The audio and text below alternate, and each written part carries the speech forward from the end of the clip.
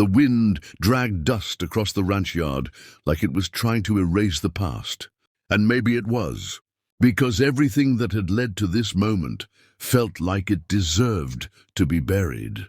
She stood near the barn wall, fingers trembling, not from the cold but from the weight of every name she'd ever been called.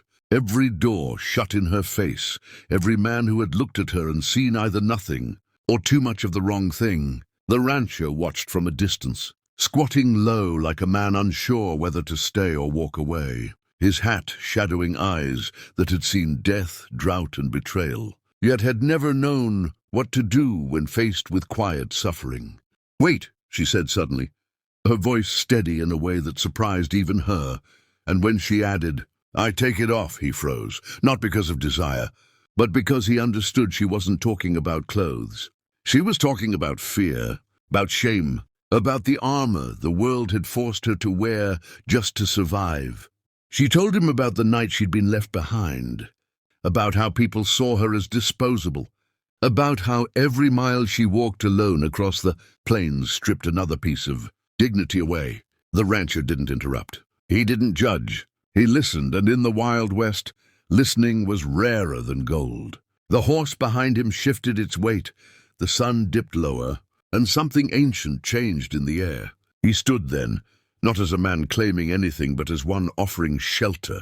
He told her she owed him nothing, that the ranch didn't need explanations, only honesty. When she finally met his eyes, she saw something she'd never been given before: choice.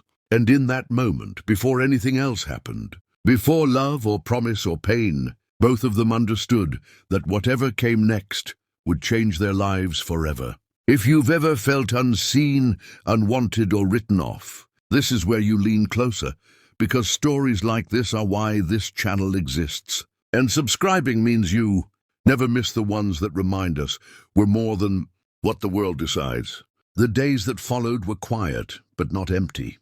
She learned the rhythm of the ranch, the slow breathing of the land, the way the rancher spoke more with actions than words. He never asked her to explain herself again, and that silence became a kind of healing. At night, when coyotes cried in the distance, she realized she wasn't afraid anymore, not of the dark, not of being alone, not of being left. The rancher, too, changed in ways he didn't expect. He found himself protecting without possessing, caring without controlling, and when others came sniffing around with judgment in their eyes, he stood firm, not because she belonged to him, but because no one deserved to be treated as less than human.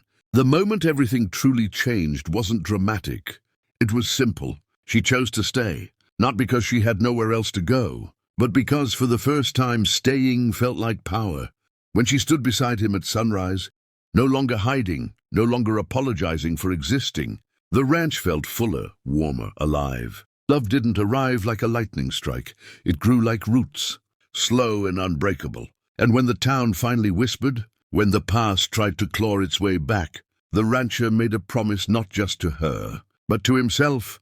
Some things are worth standing against the world for.